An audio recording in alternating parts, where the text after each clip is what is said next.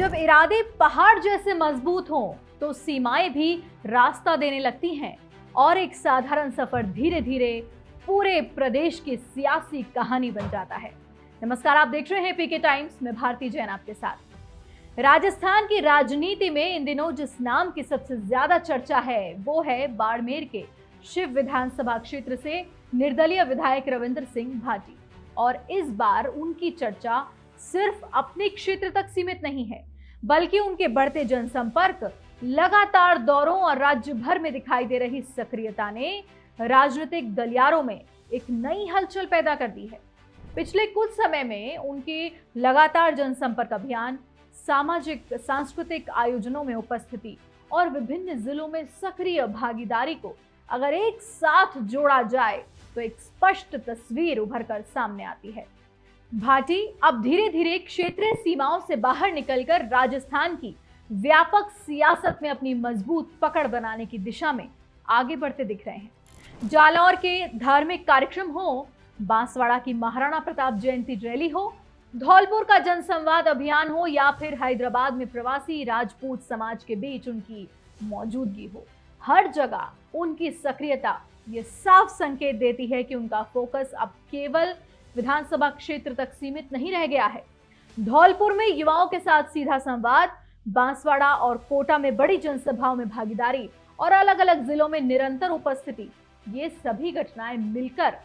ये संदेश देती हैं कि भाटी अब खुद को राज्य स्तरीय जननेता के रूप में स्थापित करने की दिशा में रणनीतिक रूप से आगे बढ़ रहे हैं। राजनीतिक हलकों में इसे 2028 विधानसभा चुनाव से पहले की एक बड़ी और सुनियोजित तैयारी के रूप में देखा जा रहा है।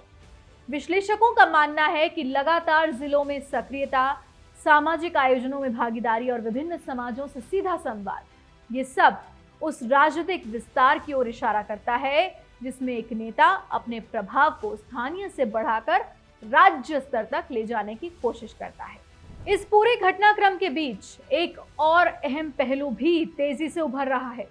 उनके छोटे भाई रणवीर सिंह भाटी की बढ़ती सामाजिक और राजनीतिक सक्रियता,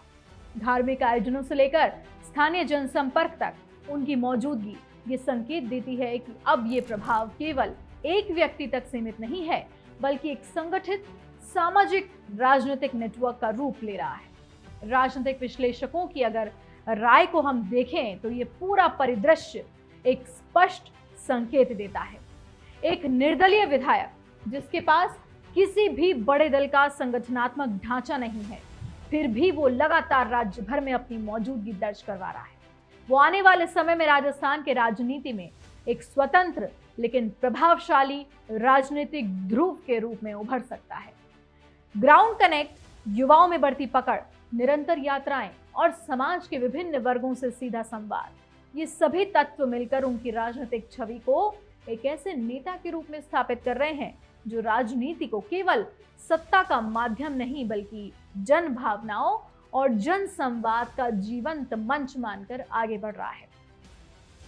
अब सबसे बड़ा सवाल यही है कि क्या ये तेज होती राज्यव्यापी सक्रियता